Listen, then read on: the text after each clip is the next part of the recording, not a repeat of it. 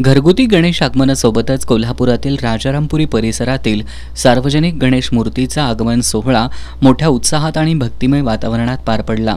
सायंकाळी 6 वाजता राजारामपुरीतील जनता बाजार चौकात आमदार सतेज पाटील यांच्या हस्ते राजारामपुरी परिसरातील सार्वजनिक गणेश मूर्तींच्या आगमन सोहळ्याचं उद्घाटन करण्यात आलं।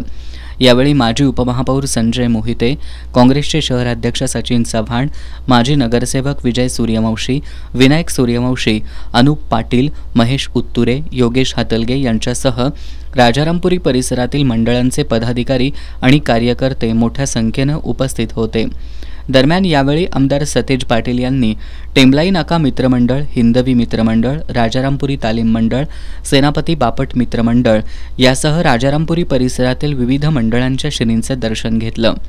आजच्या गणेश आगमन मिरवणुकीच्या पार्श्वभूमीवर जनता बाजार चौकात राजारामपुरी पोलीस आणि इतर सेवाभावी संस्थांकडून सार्वजनिक गणेश मंडळांच्या स्वागतासाठी स्वागत कक्ष उभारण्यात आले होते।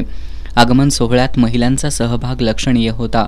ढोल ताशांसह लेझिम पथक, मर्दानी खेळांच्या पथकांचा समावेश होता।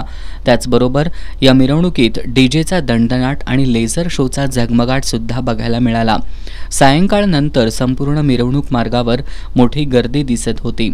रात्री उशिरापर्यंत गणेश आगमन मिरवणूक सुरू होती।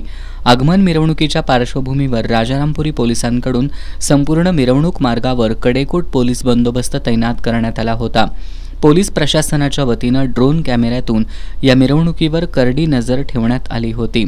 शहर पोलीस उपाधीक्षक अजित टिक्के आणि राजारामपुरीचे पोलीस निरीक्षक सुशांत चव्हाण संपूर्ण मिरवणूक मार्गावर लक्ष ठेवून होते।